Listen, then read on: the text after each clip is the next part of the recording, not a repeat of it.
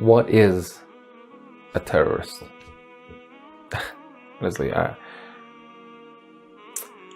I'm a Muslim. I speak Arabic as my first language, and I'm black. In this day and age, I fit into the pretty much the three worst categories according to most governments, because black people are seen as criminals, Muslims are seen as terrorists, and if you speak Arabic, if you're Arab, then I guess you're a terrorist as well. The problem here is we haven't defined the word terrorist. Okay, if you just do a quick Google search, you will realize that it's someone who terrorizes people, someone who either has an agenda, or even if they don't have an agenda, whether the agenda is premeditated, or if the terrorism is premeditated. So we've established that terrorism is terrorizing people, wanting to either cause them harm, mentally, physically, or emotionally, right? Okay. So most criminals will be seen as terrorists. But when we talk about terrorism, we're talking about on an international scale, right? Okay, cool. So why can't politicians, people who go to war for their own foreign agenda, for the greater good of their own country, like for example, when I don't want to mention any names of any countries, but if, let's say, one world leading country invades another country because it needs their resources, like oil, for example, so they have gone and terrorized that country. It's like a big bully, right? So why am I labeled as a terrorist when I've done nothing wrong? Just because I look like this, because I have a beard, because I'm brown. It really is sad. The other thing I wanted to address also is, how does someone become a terrorist? What pushes someone to become a terrorist? I can get angry at anybody. Like, someone could upset me and I would get angry. I'm like, you know what? I wish harm on that person for a brief moment, perhaps.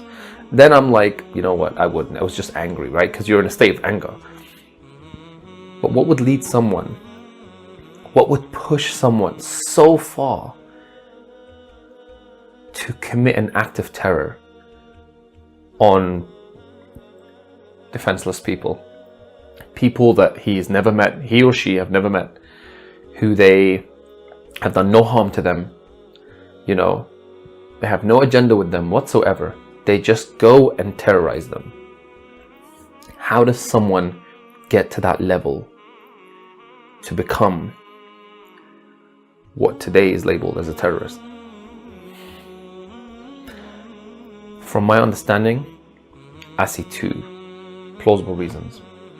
The first, revenge. I believe someone can be pushed so far, he or she has been. Now, I'm not justifying terrorism. I'm trying to understand the mindset of it, because I'm not a terrorist. I'm labeled as a terrorist because I'm a Muslim. I believe in Allah. I practice the faith Islam. I look brown. I have a beard. So I'm labeled as a terrorist, right? But I'm not. I've never terrorized anyone before. But what would push a terrorist or someone to become a terrorist that far?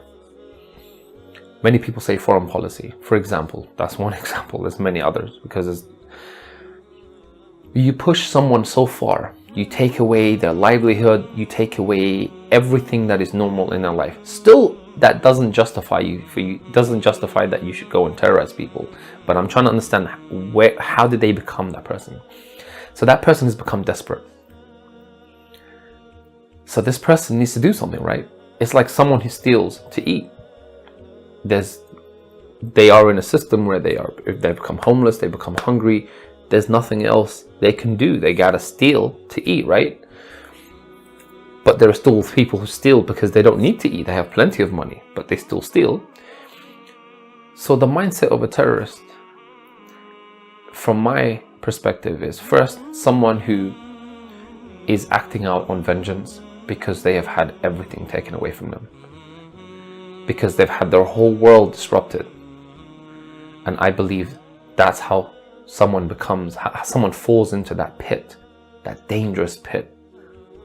I've never been there. I don't know anyone who has. But I can imagine in this world of 8 billion plus people, there's bound to be a handful of people who have been pushed that far. The second, I think, are the worst.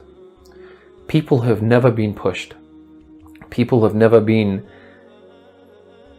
never tasted difficulty, but they would terrorize people because they want to take something from them. And to me, those are like world leaders. Those are politicians, people who have an agenda.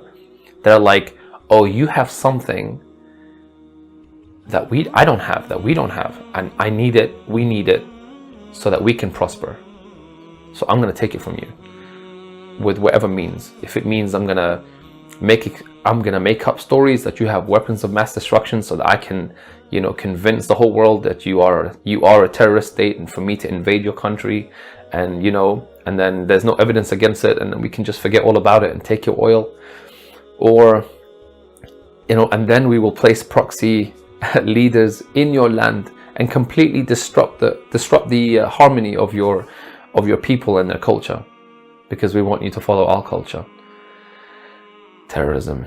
It's a complicated word today, because I believe we have terrorists in suits and ties and shirts who've never bloodied their hands.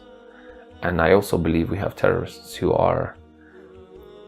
have dust on their face, who've lost everything. Yeah, I don't think you can easily define what a terrorist is, but unfortunately people have fallen for what the media has portrayed as a terrorist. And one of the saddest things is today, if you look on the news, when a white Christian or non-Christian person, a white non-Muslim, commits an act of terrorism, he or she will never be labeled as a terrorist. They will be labeled as lone wolves. They will be labeled as mentally disabled. They will have mental problems or something. But as soon as it's a brown person, as soon as it's a black person, as soon as it's an Asian person, an Arab or whatever, immediately they put the question mark next to a terrorist. Oh, this must be a terrorist act. Oh, it must be Al-Qaeda, it must be ISIS. So the world, there's an agenda here, obviously, and the world is eating out of the palms of the media. And who runs the media? Well, I guess I'll leave that to you. Yeah. What is a terrorist? That was my 2 cents on it anyways. Well, anyways, thank you for listening to my blog about terrorism. And I'll leave you with this last note. There's no terrorism in Islam. Islam is a religion of worship.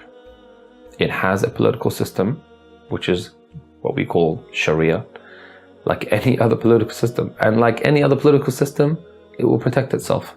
But there is no terrorism. There is no law in Islam to indiscriminately or discriminately to harm innocent lives. There's none whatsoever. There is not one person who can pull a verse from the Quran or any saying from the Prophet Muhammad, peace and blessings be upon him, where he has gone and harmed people, innocent people. Sure, they fight in a war, either to defend their lands or to protect, their allies, but to randomly go and blow themselves up and harm innocent people just to harm the government of those people, nah, there's no evidence for it. There's no terrorism in Islam. If there are Muslims who become terrorists, then that's solely on their shoulders, not on my religion. Thank you. Have a good day.